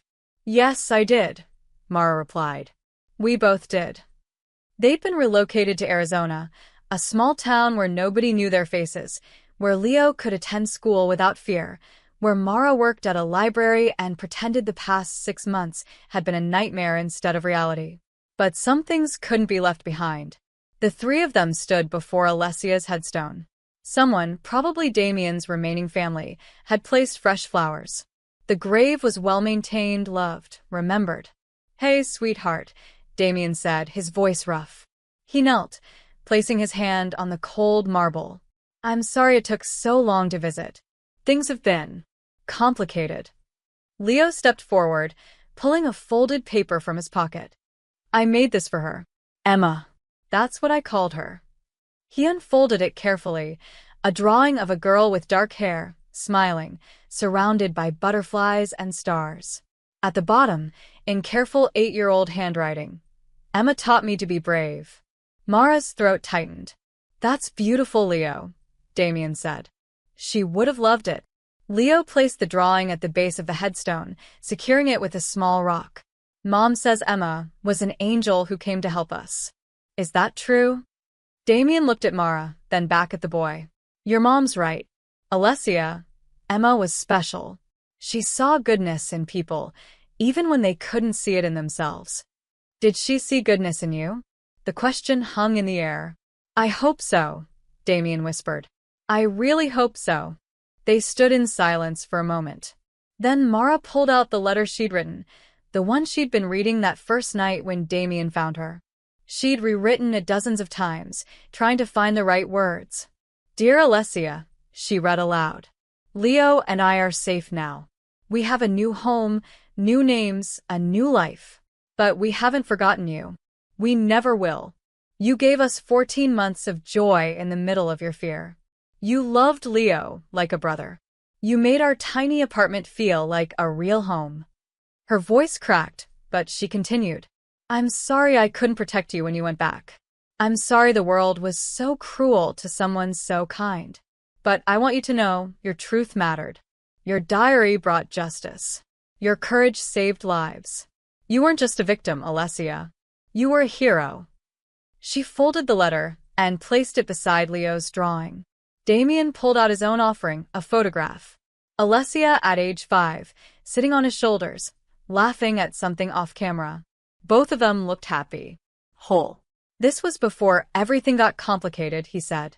Before the business consumed me. Before I stopped seeing her as my daughter and started seeing her as a potential liability to protect, his hand shook. I forgot how to be her father. I'm sorry, baby girl. I'm so sorry. He placed the photograph against the headstone, and for the first time since Mara had met him, Damien Moretti truly cried. Not the controlled grief of a man maintaining composure, but the broken sobs of a father who'd lost everything. Mara put her hand on his shoulder. She forgave you. It's in the last pages of the diary. She wrote that she forgave you for everything because she knew you were trying your best in an impossible situation. I don't deserve her forgiveness. None of us deserve grace, Mara said quietly. But sometimes we get it anyway. They stood together, the single mother, the grieving father, and the child who'd loved the girl who brought them together, as the morning sun climbed higher. Finally, Damien stood, wiping his eyes. Thank you for coming, for letting me say goodbye properly. Will you be okay? Mara asked. In prison. I'll survive. I've made arrangements, testimony, cooperation, protection. Agent Chen assures me I'll be in a secure facility. He looked at her seriously. But you need to stay vigilant. Tony's going away forever, Marco's dead, but there are others. People who lost money, power, family because of what came out. They have long memories. I know. We're careful. Good, he knelt down to Leo's level. You take care of your mom, okay? And remember what Emma taught you about being brave. Being brave means being kind even when you're scared, Leo recited. That's right. Never forget that. Damien stood, shaking Leo's hand formally. You're a good kid. She loved you very much. The marshals stepped forward. Time's up, Mr. Moretti. Damien nodded. He took one last look at his daughter's grave, then at Mara. If you ever need anything. I know. Agent Chen has the contact protocol. Right, he started to leave, then stopped. Mara, thank you. For giving Alessia a family when she needed one. For loving her when I couldn't reach her. For everything. She was easy to love, Mara said simply. Damien smiled, sad but genuine, and walked away between his escorts. Mara watched him go, this complicated man who'd been monster and hero in equal measure. Who'd lost everything but found redemption in the wreckage. Mom, Leo tugged her hand. Can we come back? To visit? Maybe someday, she said, when it's safer. I hope so. I don't want Emma to be lonely. Mara looked at the grave, at the drawing, the letter, the photograph. At this place where a young girl rested, finally at peace. She's not alone, Mara whispered, thinking of all the people whose lives Alessia had touched. She's not alone anymore. They walked away from the cemetery as the sun rose higher, warming the earth, bringing light to dark places. Behind them, a gentle breeze rustled the flowers on Alessia's grave. And somewhere in that wind, Mara could almost hear it, a girl's laughter, free and joyful, finally unburdened by secrets and fear. They walked toward their car, toward their new life, toward whatever future awaited them. The past couldn't be changed. The pain couldn't be erased. But they could choose what came next. They could choose to be brave. To be kind. To honor the memory of a girl who'd shown them both what courage really meant. As they drove away, Mara glanced in the rearview mirror one last time. The cemetery grew smaller, then disappeared. But Alessia's lesson remained. Some graves hold bodies. Some hold secrets. But some, the most important ones, hold truth. And truth, once freed, can never be buried again. The end.